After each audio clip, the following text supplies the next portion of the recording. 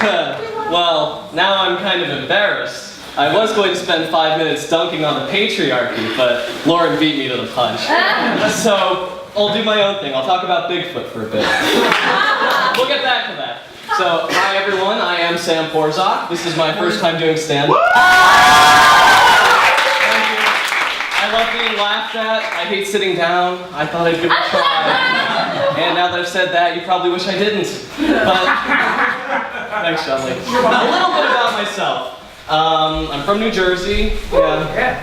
Don't applaud. I'm a cinema and television arts major.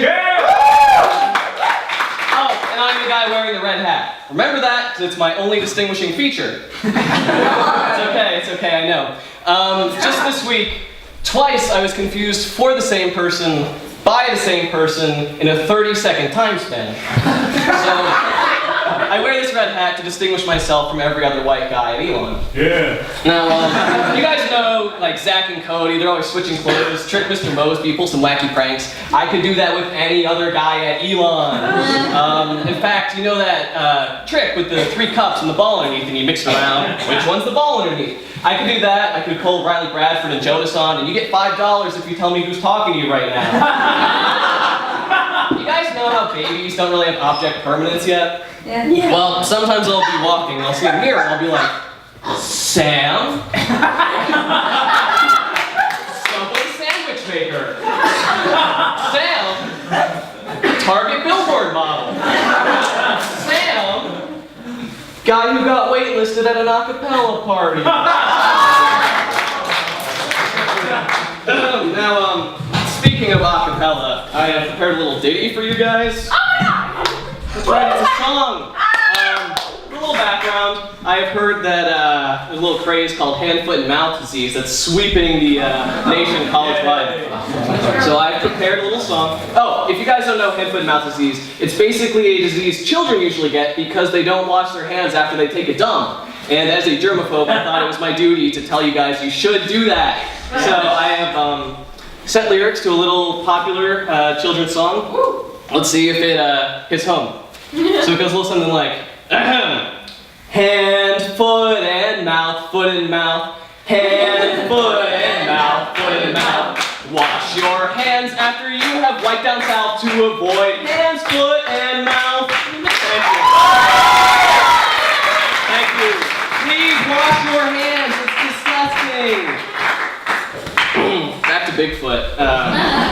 So we're getting near Thanksgiving, and I'm thinking about my family a lot. And I miss them because, you know, I'm at college. And I will be visiting with my mom and my stepdad in Virginia, but I will be missing my father in New Jersey.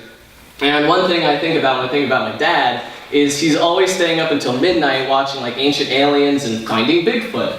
And I love finding Bigfoot for how hokey it is. You know, it's so episodic. It's every time they go to a town, they're like, who's seen Bigfoot? And someone's like, I've seen Bigfoot. I can tell you where Bigfoot is. They're like, lead the way.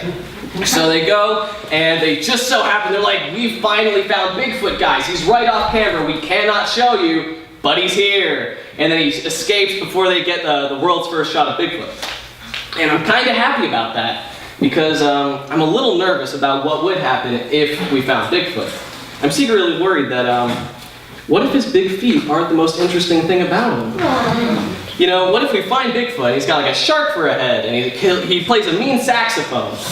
So, you know, 50 years from now, you're taking your kids to the science museum and they're like, hey Dad, what's that large gorilla with the shark head? And he plays the saxophone? And you're like, that? We call him Bigfoot.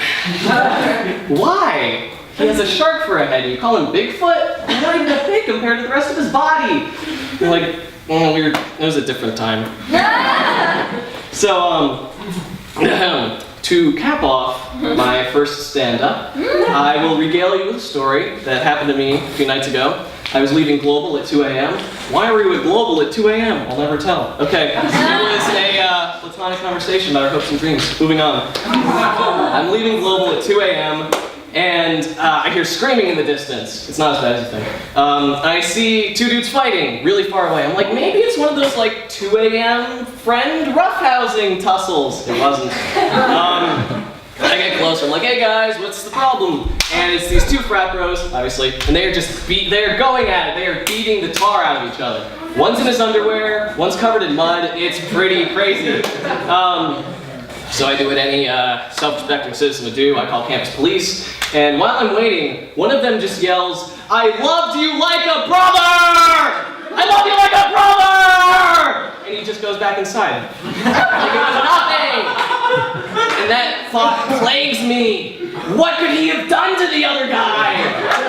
I am such a forgiving person. What would you have to do to me to make me rise from my drunken stupor in my underwear and go out in 40-degree weather, trade blows, and then quote Obi-Wan Kenobi at the end of Revenge of the Sith? What could he have done? Now, for any of you who may be worried that I'm going to get jumped by these guys because now I'm saying I called campus police on them, don't worry. They'll never find me.